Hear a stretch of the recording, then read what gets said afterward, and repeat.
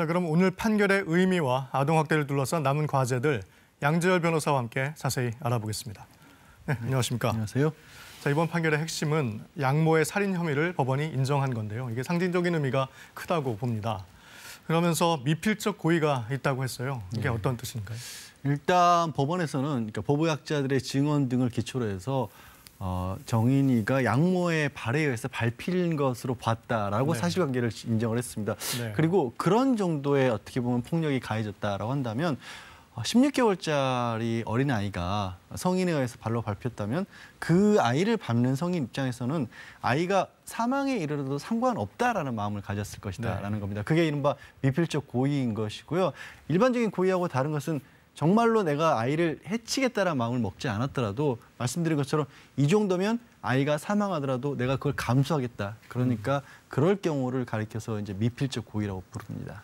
그러니까 당시 정인이 몸에 남았던 학대의 흔적, 이게 결정적인 증거가 됐군요. 그렇습니다. 사실 이제 아이가 사망하기 전날에도 이제 어린이집 CCTV에 남아있는 흔적들을 보면 제대로 움직이지도 못했을 만큼 굉장히 쇠약해져서 고통을 호소하는 그런 상황이었고요. 법의학자분들이 직접 법정에서 전문가 증인으로 나가서 얼마만큼 심각한 상태인지 증언을 했죠. 말씀드린 것처럼 발로 밟지 않았으면 이런 정도의 상처가 생기기 어렵다. 그리고 어떤 법의학자분은 본인이 평생 동안 봤던 아동학대 사건들 중에서 이렇게까지 심각한 경우를 찾아볼 수가 없었다. 그러니까 짧은 생을 마치고 떠난 정인이가 세상에 남겨놓은 몸이 그대로 사건의 증거였던 셈입니다. 그렇군요.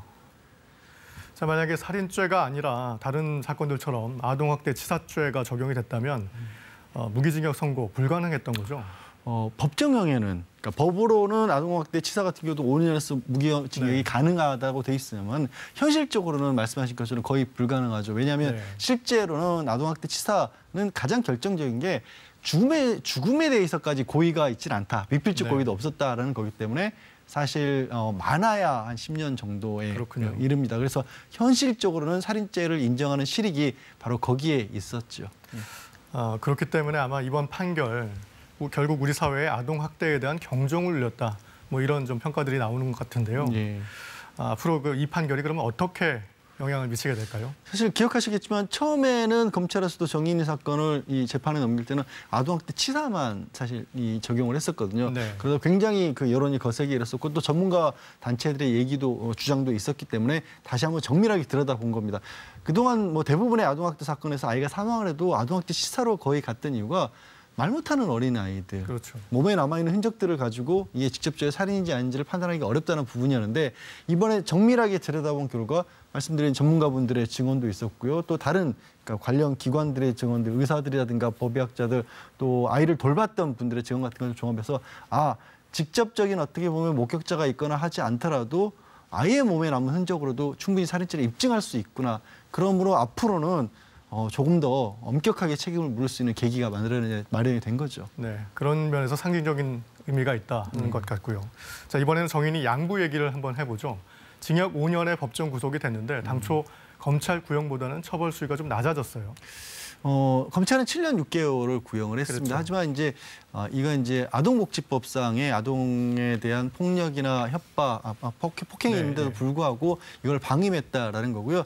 그 범죄 자체는 사실 5년이 최고형입니다. 그러니까 법에 정해놓은 최고형까지는 어쨌든 이 선고를 할 수 있었던 것인데 다만 그럼에도 불구하고 그게 가볍다라고 느껴질 수밖에 없는 건 과연 양부의 책임이 정말로 그냥 단순하게 방임한 정도에 그친 것이냐 아니면 그 양모와 양부가 주고받은 메시지 내용 같은 걸 보면 사실상 그만큼 가혹한 어떤 폭행이나 학대가 있었다는 걸 알고 있었던 게 아니냐. 조금 더 무겁게 법 적용을 해야 되는 게 아니냐라는 그런 의문을 좀 가지게 되는 거죠. 그런 여론이 있어서 그런지 지금 아동학대 범죄에 대한 전반적인 처벌이 좀 미약하다라는 지적도 계속 나오고 있는 것 같아요. 그러니까 이 부분 말씀 계속 드려서 이제 양부의 경우만 놓고 봤었을 때도 다른 범죄에 있어서 방조, 그러니까 어떤 누군가가 어떤 성인과 성인 사이에서 폭력이 있었는데 그거를 도와주는 것과 아동의 경우, 16개월의 아이의 경우에 성인인 양모가 아이에게 그런 정도의 가혹행위를 하고 있는 걸 그냥 보고만 있었다는 것만으로도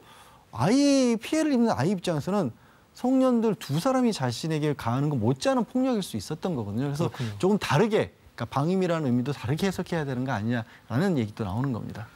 알겠습니다. 그 아동 학대를 처벌하는 강화하는 정인이법도 지난 2월에 국회가 통과했는데 이렇게 처벌만 강화한다고 해서 근본적인 대책이 될 수 없다라는 지적도 나오고 있습니다. 모든 종류의 범죄에 대해서 그런 얘기를 합니다. 이제 처벌이 강화됐다는 것은 지금 일반 살인죄 같은 경우 5년 이상 사형까지 가지만 이 아동에 대한 살해죄 같은 경우에는 7년 이상, 그러니까 시작점 자체를 훨씬 무겁게 했다라는 건데요. 네. 이거 무겁게 처벌하는 건 무겁게 처벌하는 데 필요하더라도 그런 정도의 어떤 살해까지 이르지 않는 경우에도 아이들을 보호해야 될 필요가 있지 않습니까? 그렇죠. 처벌은 잘못을 한 사람에 대한 처벌인 거고 그럼 피해를 입고 있는 아이들은 어떻게 할 것이냐인데 그렇죠.